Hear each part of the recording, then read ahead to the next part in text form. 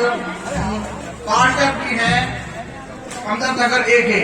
मैं आवाज देना चाहता हूं जनाब सद्दाम भाई से कि वो आए और अपने तासुरात बयान करें अपने इस शेर के साथ कि मेरी आवाज को दबाया जा रहा है, मेरी आवाज को दबाया जा रहा है, कुछ ज्यादा ही गुल मचाया जा रहा है और अपने पंजे पर जोर दे देकर, अपने पंजे पे जोर दे देकर मेरे कद को घटाया जा रहा है, मेरे कद को घटाया जा रहा है। जनाब सद्दाम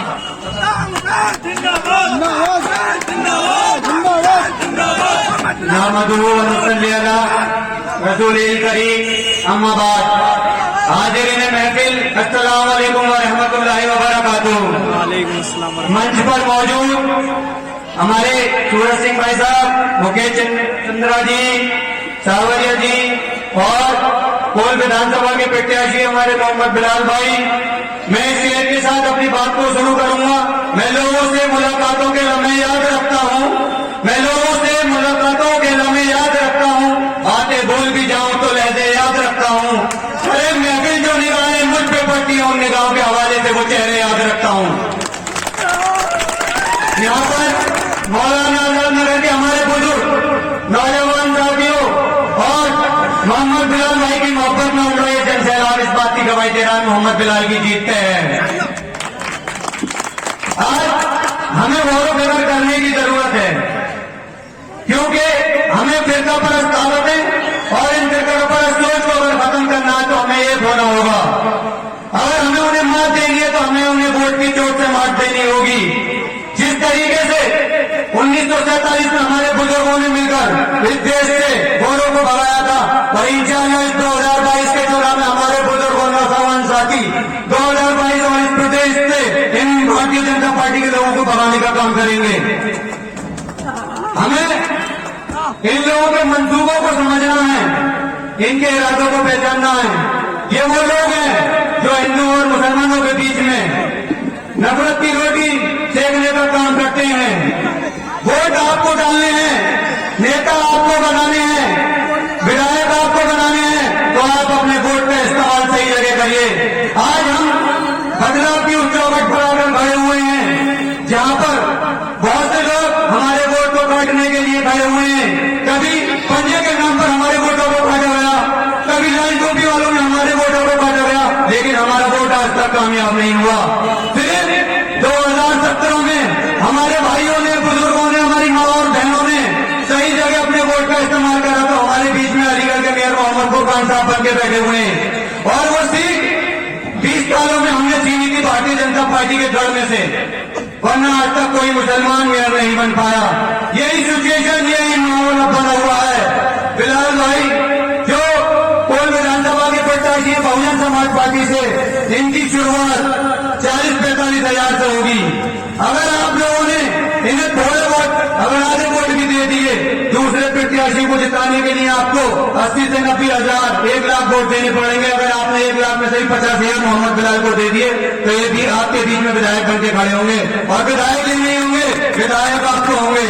अभी आप सोचिए, दूसरा, जब आपने इतनी बार वोट करें, आपने लाल टोपी वालों को हमेशा वोट करते हुए आई, वो पार्टी आज तक 50,000 का आंकड़ा नहीं छू पाई है। और रिकॉर्ड बता रहा हूँ, नेट पे देख लिए, सब लोग पढ़े लिखे हैं यहाँ पे। आज तक 50,000 का आंकड़ा नहीं पार कर पाई है।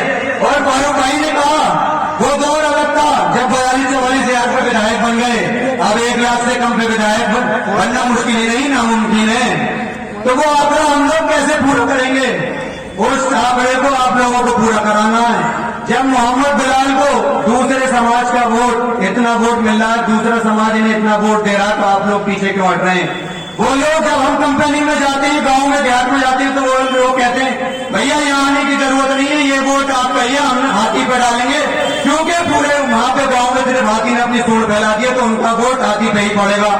बस आप लोग अपना वोट मोहम्मद बिलाल को दे दें, इंशाल्लाह ये विधायक बनेंगे। अगर आप बटोगे तो आपको मालूम है पहले अब कौन सी सरकार चल रही है, दोबारा सरकार आ जाएगी।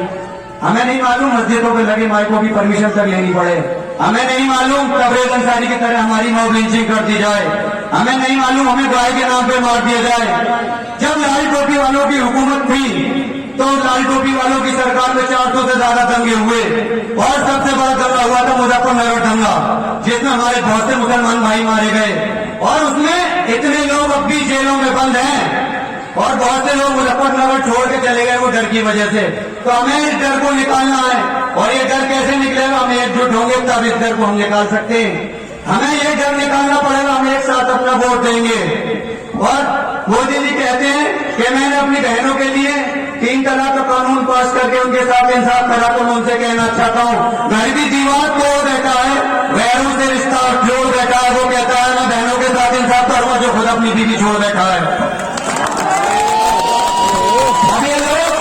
कहते हैं कि आपको ये बोलना है तो पाकिस्तान चले जाओ, ये खाना है तो पाकिस्तान चले जाओ। तो मैं बता दूं इस देश की आजादी के लिए हिंदुस्तान की 36 बिरादरियों ने अपनी जान की कुर्बानी दी थी, तब जाकर हम आजादी की फिजा में सांस ले पा रहे हैं।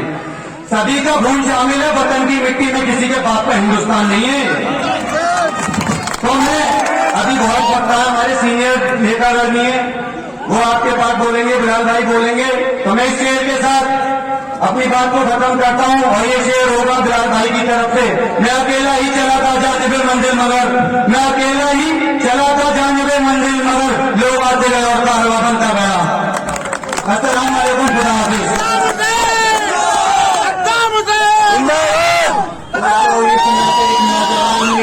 आप सबके अलीगढ़ मुस्लिम यूनिवर्सिटी के तलवा यूनियन में एक अच्छी पोजीशन पे बरकरार रहने वाले सत्ताम भाई, आप लोग का